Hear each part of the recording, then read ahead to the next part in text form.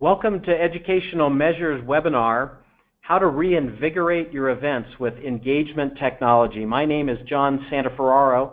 I'm the Chief Analytics Officer at Educational Measures, and I'm going to be your host this morning.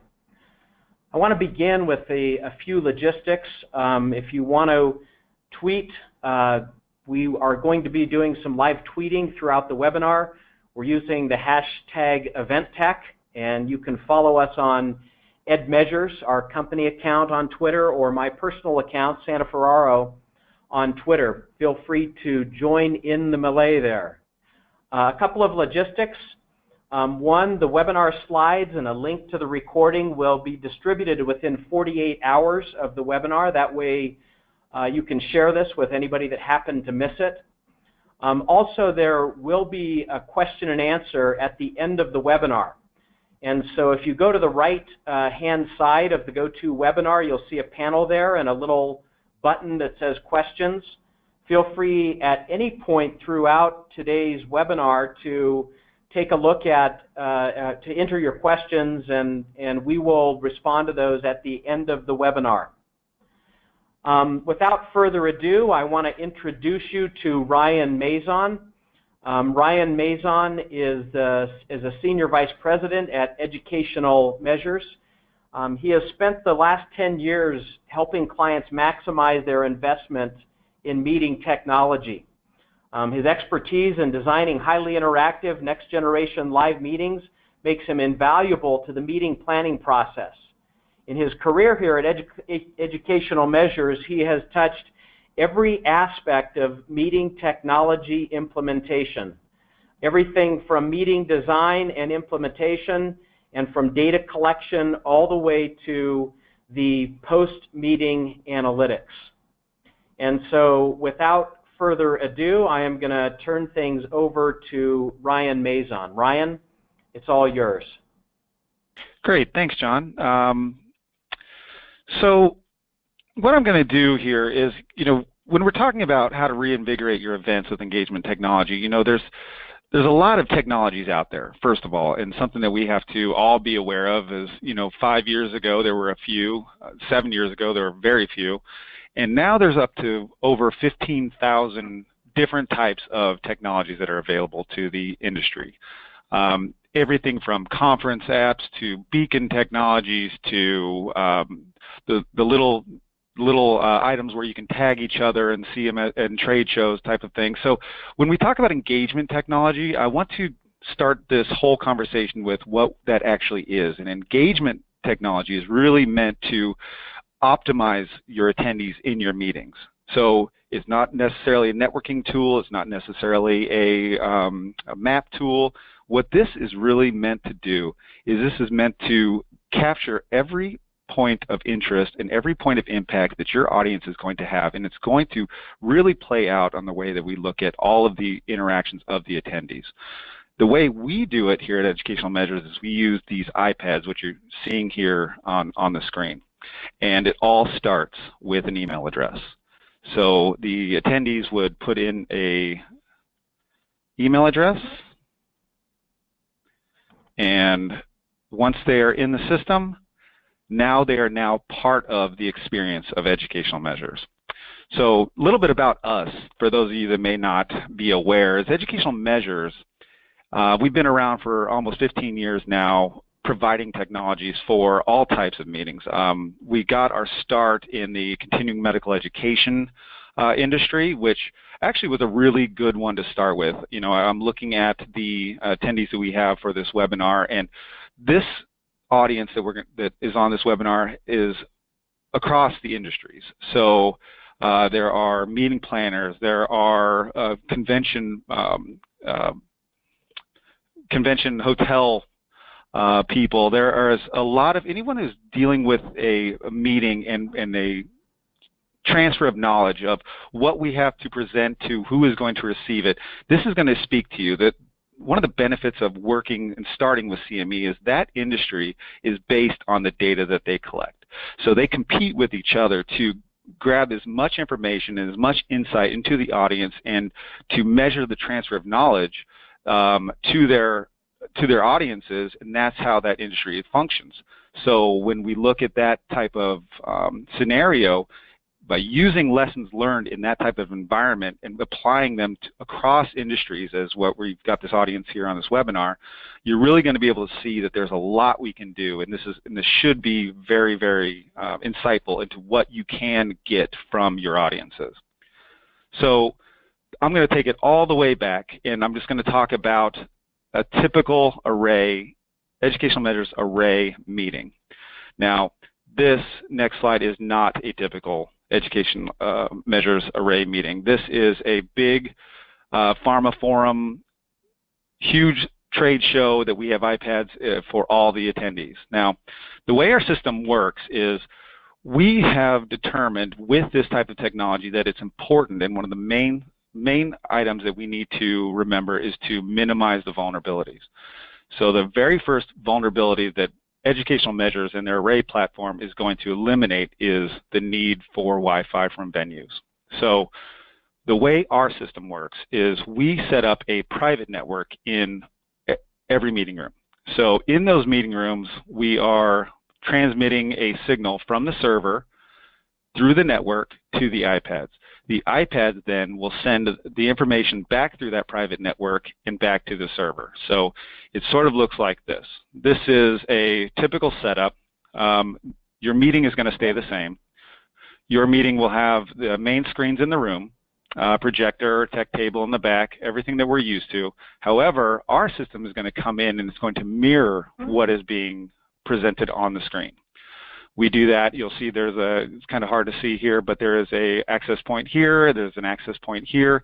And what that does is that creates that closed, secure network. So we're not basing anything in our functionality on venues or the internet signal or the 200 devices that need to be pushed out to the internet at the same time in this one meeting room, plus the 5 other meetings that are going on. We are going to create a small network within that room, and then that is going to be secure, so it doesn't matter what happens to the Wi-Fi in the venue. This signal is going to happen and the meeting is going to carry on. Now, we do all sizes of meetings, large scale like we saw in that first Pharma Forum meeting, small scale, advisory boards, speaker trainings, investigator meetings. We do a lot of financial programming. Wherever you need to be able to have that conversation, that engage your audiences in a scenario where it's going to allow them to have their voices heard, is really where you start to engage these audiences. Now, if we think about how to make all of this happen at the same time, I look at 4 steps, and this is the way I kind of break it down. I want to engage the audiences. I want to educate the participants, persuade, which is a very new aspect of technologies, but we want to analyze all of that information. And I'm going to get to those here in a little bit, but way we start by engaging these audiences is, as you're seeing here, the slides are advancing on the iPads for them. This is done at the same time as the slides that are advancing on the main screen in the room. So what this has become is a portal into the information that is being shared. So when the slides advance on the main screen, they're also advancing on the iPads. Now, I break this iPad down into 3 sections. So I've got the live environment of what is happening at the time. I've got the customizable content, which we'll talk about here in a moment, and then the interactive tools that we're going to give your audience. So now the audience is very, very important to this, because what is important to them is really going to give us our data and our analytics after the fact. But break it all the way down, it all starts with just a PowerPoint.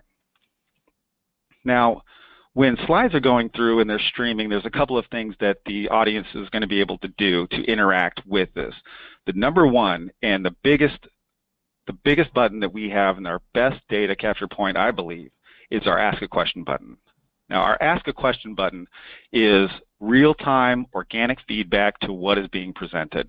This can be anything, and I can tell you, in your meetings, you are going to get a lot of questions. Questions are coming in, thoughts are coming in, ideas are coming in at a rate that is going to be very substantial. So a lot of my clients, when they are planning their meetings, and they used to plan for 5 minutes of Q&A, or maybe we'll skip it and we'll just do it at the end of the day, you're going to notice that your audience has something to say, and they're going to let you know, and they're going to do it right here through this Ask a Question button. A great thing about this is that when they submit the question, it will go to a presenter iPad, which looks like this. This is the holding area of all of the questions that are going to come into the devices. Now, we are engaging them. We're asking them their thoughts. As things are going through, we're seeing what's important to them. My recommendation is, instead of putting this in front of a speaker who is going through their flow and going through their slides, is put this in front of a moderator or a staff member. Because what they can do at that point is they can kind of triage these questions that are coming in. So when it does come time for Q&A, what they can do is they can almost formulate a conversation. Now, this is not a scary microphone. This is not something where someone has to stand up, walk to the microphone in the middle of the room, and ask a question that may or may not, in their own mind, not be a good question. So by giving them this anonymous feature to be able to ask these questions, we're going to be able to capture every thought that's happening. When the staff member or the moderator now wants to see the questions that are coming in, and say we have a lot of questions that focus on the same thing, now we've identified a trend, something that is important to the audience as a whole. So that is going to be very, very impactful. If they want to triage these questions and say, I'm going to take this one and mark them as important, we can set up as many of these iPads as we want to then have that specific conversation be displayed for whoever is going to be answering those questions. So this is a very, very integral part of our platform. This gets the people engaged. Once they are asking questions and they are being reinforced by responses, they're able to really be part of the event. Now, in many cases, and one of the trends that I'm seeing using this type of technology is that we get so many questions that there's no way to answer all of them. But what we've done is we've identified another opportunity to get in touch with our attendees.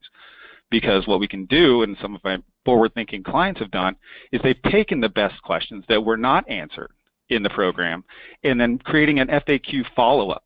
So when we send these the information back to the attendees, they're going to get an additional document that will have questions where we were not able to get to, and the responses that were contributed by the speakers. Now, another way for the attendees to interact is they can also take notes. Okay, they can draw notes, save slides. So what this does, and this all ties back to that email address that we entered in the very beginning. So you'll notice here, anytime there's something comes up that they want to keep this slide or they want to save this for their own information, what they're actually doing, and we're giving them the opportunity to create a personal portfolio of information that's important to them.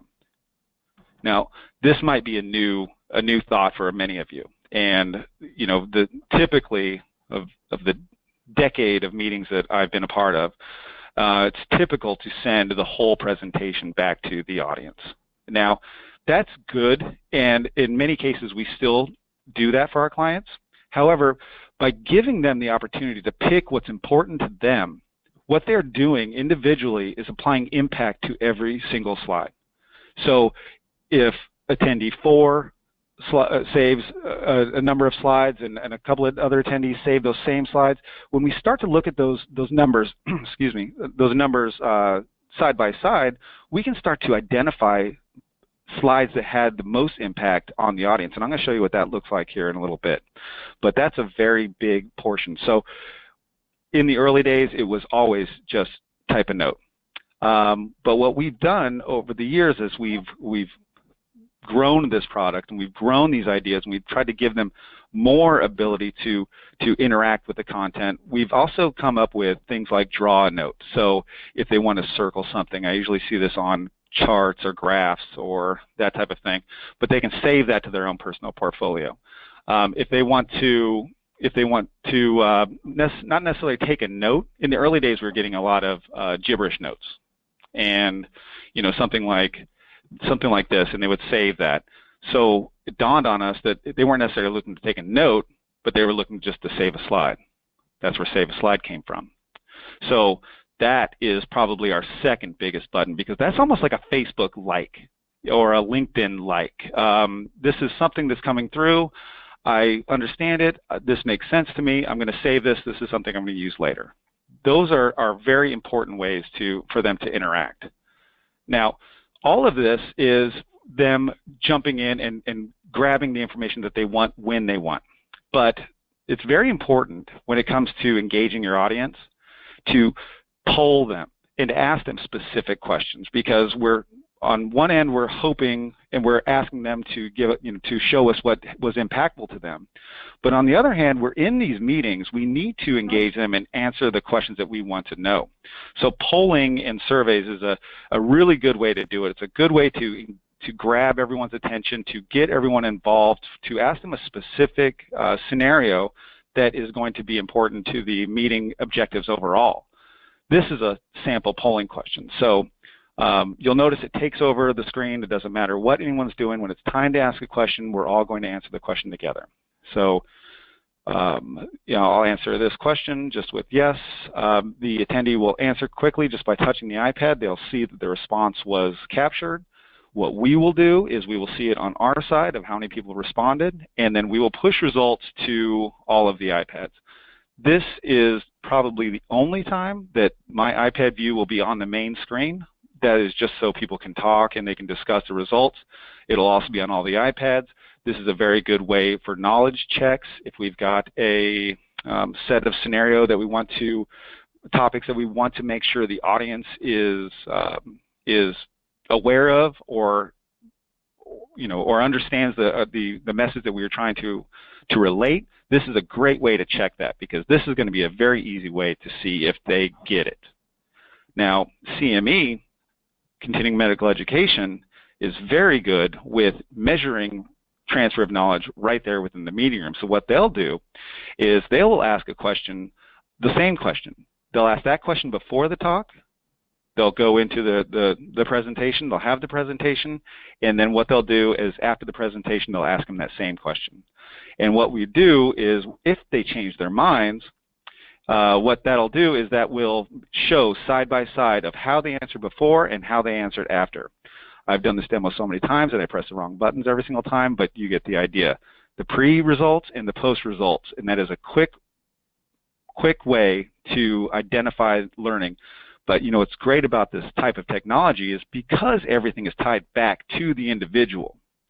In the days of, well, I'll be happy with that transfer of knowledge, what we've been able to do is we've been able to identify opportunities. People that we did not move, or people that we had that did not have any reaction to what we were saying. Another way to do it, and because we're using this type of technology, is we're able to prioritize responses as well. So if we wanted to ask questions to them and say, what is the most important reason for you to do the things that you're doing, or the way that you're going to do it? Well, what we're doing then is, instead of giving them just one opportunity, they're able to grab a couple of ideas and prioritize them to what's important to them specifically. If they want to reprioritize those responses, they can definitely do that and submit. Our system will take all of that, apply weights, and spit out the number one reason as a whole of your audience of why they do what they do in that scenario. So it is very important to be able to use polling. I can't stress that enough. It's very simple. You know the topic of your program. You know the objectives of your program. Ask them. Ask them, did this make sense? And then see where you're going to go from there. Now, there's other ways to do that same type of polling, but then make it a little bit more interesting as far as the audience goes. And we can use gamification. One of the ways we do it, we can do a team-based game, or we can do a self-paced, individualized game. The key with all of these things obviously engagement and interaction of the audience is important, but we need to be grabbing as much information from these individuals who have come, who have flown in, who have traveled in, who are staying with us, who are giving us their time and listening to what we have to say. We definitely need to measure if those messages are resonating with them. Because what that's going to do is that's going to give us the opportunity to either improve our programs or change what maybe didn't work, expand on what really worked, and make your meetings the best they can be moving forward. Like I said, this is not a networking tool. This is not a messaging tool. This is an educational tool. I believe, and I looked at this list, we are all educators. If we are having a meeting and we're having people come into our facility and we are giving them our message and hoping they leave with it and maybe changing the way they do things, this is the best type of tool that you can use to do something like that. Now, I do have a sample here of a self-paced game. This is a good way, a fun way for the audience to interact. I'll just do something really quick. And what this is something that you can do during breaks or before the meeting. And what it is, it's a confidence-based scenario where they'll be able to answer questions and then tell you how confident they were in those responses. So one way they do that is, when a question comes up, what is the capital of Montana? Helena. We can look at those responses and we can say, how sure are you of that response? Because that's going to really change things. You can ask a question in a polling and say, what is the capital of Montana? And if 90% say, well, it's Helena, but you don't know that they all pretty much guessed because that seemed most right, which I just did actually. That is really going to tell you something. So if we start measuring how confident they are in those responses, that's going to be a great way to look at, is there more education needed here? That'll all be tied to a leaderboard that they'll be able to see their scores against their peers that are in that room. But we also give them the ability for some clarifying information, some rationale to why that question was. So we can dive more into this later at a later date, but gaming is a very good way to re-energize an audience, especially after a lunch or a long break or a second or third day of a program. And I'm going to get into education. So that's really the main thing here is the transfer of these ideas to this audience and how they are going to react with them. And we see it. We really do. This program that we've been using. We're able to start looking at the value of the information that the audience is providing us, and we're making a direct correlation to the engagement of the audience. To the engagement of the audience of how they interacted and how they retained that knowledge. People that don't engage that much, who may or may not save a slide or two, we know those ones that sit in the back of the newspaper. We see that typically those that are not engaged by saving slides, taking notes, asking questions, becoming part of the program, tend to get the polling questions wrong. Which is very insightful. And when we start looking at this, because if you're not engaging this audience now, are they leaving with the right message? If you're not doing something in some way to engage this your audience and kind of giving them your story and letting them leave without at least checking to see if they retained any of that, well, then you're leaving yourself wide open for a very low retention of knowledge, because that is just the state of affairs. Persuasion is one of these steps, one of these ways that we can talk about. Persuasion is very good because of the way we're dealing with the content that is being presented. We can open this up as many ways as we want to. By the questions, that you ask, what you make available to the audience as far as resources, brochures, anything, everything that they do is going to be tracked on this system based back to that individual. So if we were going to put a bunch of brochures in here, if we wanted to maybe test the audience on 3 different marketing materials that you're going to go large with, see which one they gravitate towards. Because they may look at one piece of material and then come back and look at something else, and then go back to that. That's the one that's kind of grabbing their attention. All of this is really meant to gauge and capture everything that's important to them. So that is one of the big ones for them as well. So how do we persuade them down our path of thinking? That's going to be included in the games, that's going to be included in the education, that's going to be included in the engagement, and that's going to be included in how we answer their questions and what's important to them while they're in the show. Not to mention the other aspects. So anything that you're going to print, this is 2017. We can make these things available to them online, e-green, any way you want to put it. Presenter bios can be included on this. Animations as far as, if you have any videos you want to make available to them, that is all really part of it. And, one of the main things that we do here is our evaluation sets. Our evaluation sets, excuse me, are robust. And the fact of the matter is that we can start thinking, using this type of technology, we can start thinking of doing this a little bit differently than we've always done it. 3 years ago, so we go to a lot of trade shows, and we share our vision, we share our ideals with multiple different types of industries. And one thing always seemed to be the same is how did the meeting go? What's the ROI of the program? What was important to them? And literally, all of the industries are basing the effectiveness of the program by how straight of a line your attendees can draw through all the 5s and sign their name on the evaluation on day 2.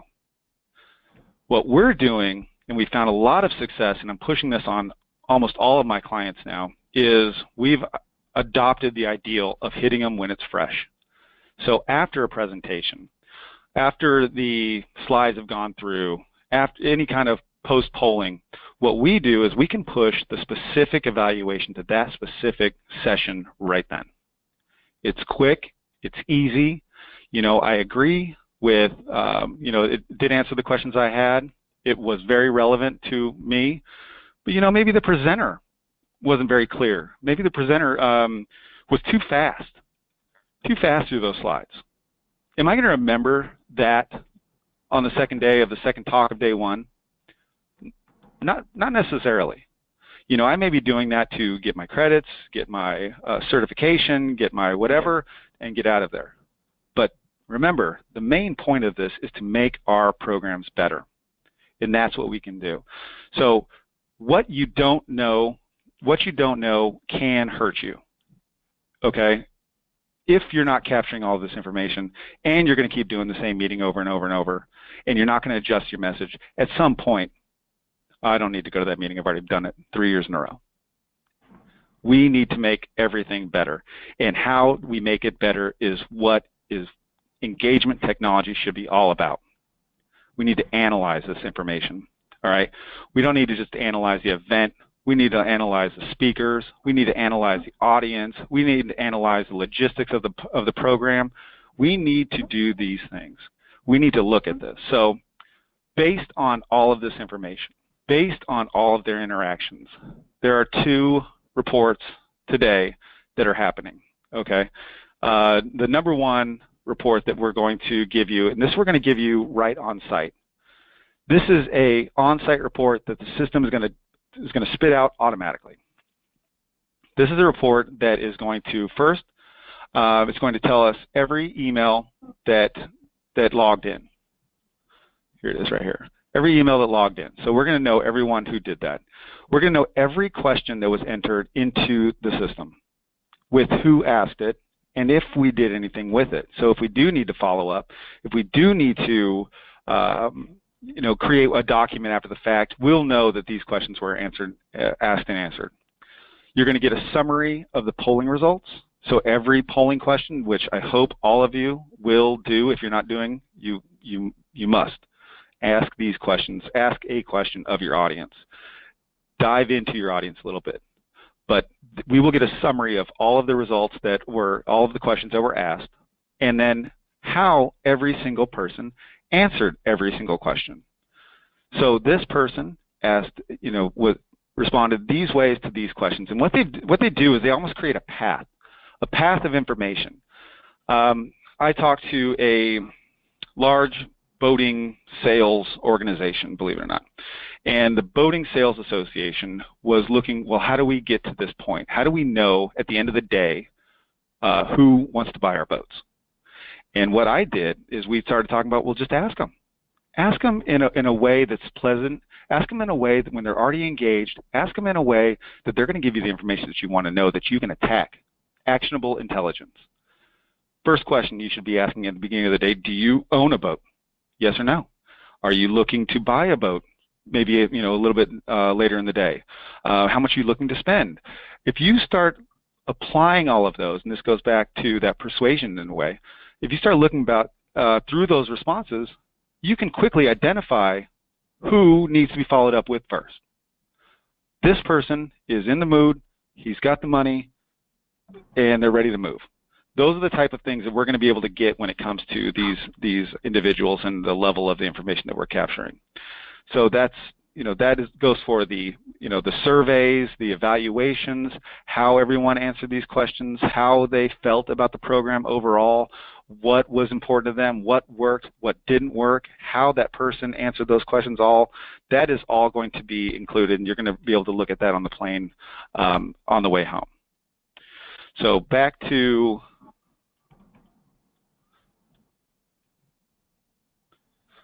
excuse me. Here it is. So back to the iPad. So that is going to be the on-site report. The on-site report, and that's going to be immediate, and that's going to be provided for you as you leave the room. The next report I'm going to show you is our engagement insight report. Now this is going to be the impact of the presentation that you just had. And this lives, I put it here on the demo for us, so we'll be able to take a look. And I'll make this bigger so we can kind of take a look. It's going to tell us right off the bat how many people we had, how many people took an action, how many people were highly engaged with the content. So if you look at this information, and we can see that right off the bat, we consider a highly engaged action as taking a note, asking a question, something where they have to type into the iPad. They're highly engaged because they are giving us their insights. But right off the bat, we can see what was the most impactful portion of the program. These three slides had the most questions, the most saves, the most notes. Very quickly, we can see these portions had the most impact. If this was slide 4 and that was the most impactful portion for the audience, maybe next time that needs to be 3 slides. Maybe it needs to be a whole talk. These are going to be insights that you're going to be able to grab by looking at this type of information. We're going to be able to, this is not meant to tell you how great you did in every aspect, okay? This is really meant to say, how can we get better?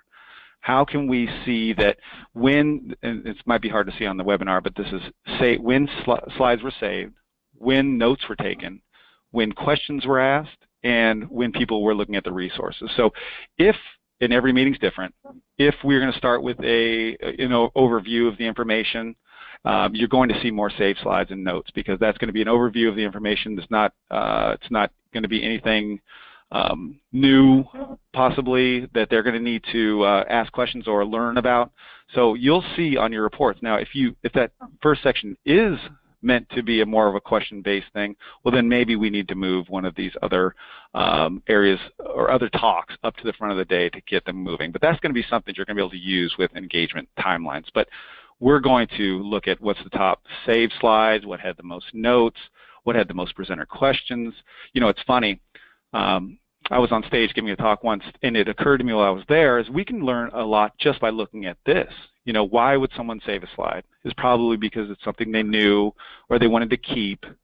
They might take a note because it's something they just learned and reinforcing their learning with their own note to themselves. And where are they still confused? You know, maybe they're asking a question on these slides because maybe we need to be a little bit more clear. But this is where their responses to what we're giving them. We're allowing them to take this information. We're allowing them to build their own personal portfolio, and by them building their personal portfolios, this is where we're going to get this information. High-level numbers of how many people took notes, how many people clicked on buttons, polling surveys. A lot of this is going to be very, very useful. Now, registered users, you know, this is a high-level look of the engagement of those best users. And as you begin with an engagement technology, these are the ones that are going to interest you. You know, these are the ones that you're going to say, you know, wow, look at this 883 saved slides. That's great. And it is. But as you become more of an expert in pulling the value out of an engagement technology, you're going to start focusing on these people, the people with 3s and 1s and 2s, you know, and you look back and you say, well, why weren't these people engaged? Quick story, advisory board, they brought in, a good friend of mine told me this story, they brought in the best doctor in the world in this specific area to be a part of their advisory board, and they were so excited and they couldn't wait to, you know, just to have him be a part of that conversation. And the first half of the day, he didn't say a word. And at lunch, they went up to him and they said, well, you know, is there a problem? And he says, well, you're not squeezing my lemon.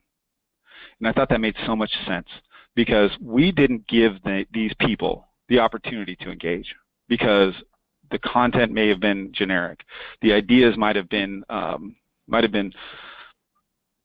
common. You know, there was not the discussion. There was nothing to engage those audiences. So if you start using the technology, and we can do this together, we're very short on time, so I want to make sure I kind of touch on this very quickly. But if you start to use this technology, and we start asking these questions, demographic style questions, who are you? What's your role? How long, you know, what is your experience? Then if you go back and you look at these things, what you've almost identified as an opportunity for a different type of training, because you will find in more cases than not, people that do not engage are the most experienced in that area. So you really definitely have to look for ways to engage all of your audience, not just the ones that may come in and want to do something very quickly. So I'll just sum up with this. Every slide that is presented will have its own report of any notes that were taken on those slides, any questions that were asked while that slide was on the screen. All of this is going to be meant for your post-planning and pre-planning of the next meeting. So if your meetings come up, and this slide obviously is a sample slide, but the questions that are asked, you know, multiple questions about the same thing, maybe that can be addressed in the presentation next time, and we can start to advance. You know, if we look at the notes of these individuals, we can start to see that these are the notes that they sent to themselves. You notice there's no email addresses attached to these. We have that if needed. Typically is not. Typically my clients just want to know that the message of the slide was received, and was received well. So that is definitely part of it, and one of the biggest advantages of the system. So with that, I know we're very short on time. I thank you very much. I will open it up to questions. And John, are there any questions that have come through? Yeah, just a reminder, if you have a question and it hasn't already been answered, then put it in the question section of the panel on the right-hand side of your screen, and we will do our best to answer as many as possible. I have a couple that have come in already, Ryan. The first one is this: do you ever have problems with hotel or convention center Wi-Fi? No, and the reason is because we avoid it. That's a vulnerability. It's very important for you. I mean, all the time and the effort and the energy that goes into these programs and the flights and the booking and the meetings and the agendas, to put all of that at risk, basing it on the network provided to you by a third party, is just not, it's not optimal. So I don't, with my technology, feel that affects me, because I have gone around it. And it's a very big cost savings as well. Awesome. I've got another question here. Can this technology be used in a meeting room where there are meetings going on simultaneously on the East and West Coast? Yes. So there is another aspect of this, and so this is a live meeting setting, but we do have the virtual options of this as well. So we can broadcast this signal around the globe, and we actually, depending on the scenario and the location that we need to address, Educational Measures has partnered with very good partners across the globe. We've got people in Europe, we've got people in Asia, we've got people in South America. We are global at this point, and we've been part of a couple of those programs, tying a couple of those sites in together using that virtual program. If you'd like to learn a little bit more about that, please send me an email. That's a little bit longer of a conversation, but the idea is just the same. Great. There's another question here. It seems like a lot of work to set everything up. How long will it take me to get my information into your system? So that's one of the greatest things about this. This is a service. Okay, so we're going to come in, we're going to handle everything. You're going to send us anything that you would have printed, obviously, and your presentations, and then we're going to design the system for you. It all fits into the same kind of format with the question or with the buttons on the left, interactive tools on the bottom right or on the bottom left, but your slides and all of the information be right there on the right of the screen. It is very important to note too as well is that we don't have to put anything on every single one of those iPads. Remember, they're only accepting a signal. By accepting a signal, if we adjust one thing, it'll adjust all of the iPads instantaneously. A good example of that is the first speaker of the day who's listed on the agenda missed their flight, or their flight was delayed. And so what we're going to do is we're going to push them to the end of the day. Instead of, now you're thinking about your whole agenda's messed up. It's been printed. It's on everybody. It's in everybody's packets in their binder. Hopefully, there's not a lot of binders still being used. But those all need to be changed or mentioned. I mean, that just shows it's not clean. By us being able to adapt and change even presentations at the last minute and send those signals to all those devices, we can keep that constant level of clarity to all the audience. Great. Ryan, here's another question. What does post-packaging for the attendee look like? And also, can we have personalized branding?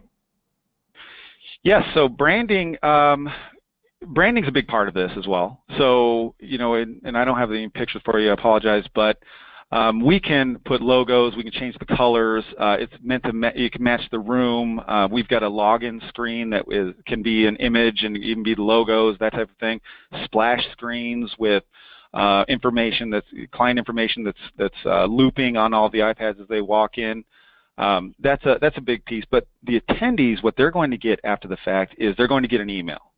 And they're going to get an email of all the information that they requested. That email is going to be masked to come from you. And typically it's, thank you very much for coming. We hope you had a wonderful experience. Click here to download your notes, which will be a PDF of every slide they saved, every slide with the note that they put on that with that slide. That'll all be included. But it's a good thing about those emails is they're not a spammy email. It's an email that they're requesting, they're looking forward to, and if they don't get it, they're going to let you know. So it's a very clean delivery of information that they're coming back for. But you can also use that email in any other way you want to. Click here to learn more about XYZ. If you were unable to complete the evaluation, please do it here. That is a very good way to re-engage those audiences after the meeting's even passed. Ryan, here's another question. Does your system allow for last-minute changes? It's kind of combined with another question. How much time do we need to give you prior to setup? Days, months? Yes. So we come from CME, which some say is the wild, wild west of meetings. People are known, speakers are known to adjust their slides on the plane flying in, even as they're watching the presentation right before theirs. Our system had to be able to survive in that environment, so we designed it to survive in that environment. Uploading a presentation can be done in minutes. I don't recommend it, obviously. We can facilitate that every single time if needed. I have some clients that do that. But typically, if you can get us your information about a week prior to the program, we'll be able to put it in, look at how it looks on the iPad, send you a link to view it online as a demo, see if there's anything you want to change before we even get on site. So that's really meant to make you, the staff, the technicians, comfortable with what's going to happen in the program. Awesome. And this is a common question I think we get, Ryan. Do we need to use the iPads? Or can the audience use their own mobile phone or device? Now, one of the main things and the top thing that I say is we minimize vulnerabilities. Anytime you use an event technology, you should be minimizing the vulnerabilities everywhere, because anything that goes wrong is going to show badly on you as the meeting provider. So, yes, short answer is yes, we can use personal devices. However, I look at that in most cases as a vulnerability, because I can look at my phone right now, which I promise you is at 14%. If this was the beginning of a day, then I would not be engaged. I wouldn't last very long. That also opens the ability for digital distraction. So if I'm on my laptop or my own personal device, remember, we are not Wi-Fi. So as soon as they click on email or click on Facebook, they will not have an internet connection. So what they'll need to do is they will jump off of the network, they will go to a Wi-Fi enabled network, and then we've lost them. They're no longer providing us insights into those programs. So short answer, yes. The long answer is minimize the vulnerabilities, keep them engaged, keep their attention, and keep them in your program. Awesome. I think we have time for one more question. One of the participants says, my meeting is next month. Would you be able to move quick enough to accommodate us? Yes, we will.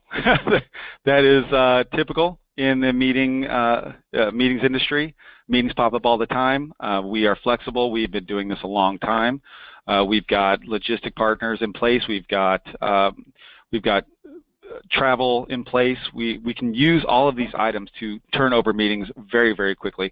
To be honest with you, I actually last year turned around a meeting in Cape Town, South Africa in less than 3 weeks. So booking, travel, identifying partners in Africa to facilitate the transfer of the equipment, and that went off without a hitch. And they got some really good data out of the program. Awesome. Ryan, thanks for a great presentation, and thank you everyone for joining. We will be, as a reminder, we will be sending out tomorrow a link with the recording if you'd like to share that with anybody. We'll also be sending out a set of the slides and an offer of an additional resource that might be helpful for you, the Meeting Technology Buyer's Guide. In addition, we're going to send out a worksheet so that you can begin thinking about and planning your next meeting. I mean, the purpose of today's webinar was to help you begin thinking about what can you possibly do with engagement technology at your next meeting. Along with that, we'll be certain to follow up if you have any meeting needs coming up in the near future or even off a little bit. Please let us know and we will follow up. Thank you for joining our webinar on how to reinvigorate your meetings with engagement technology.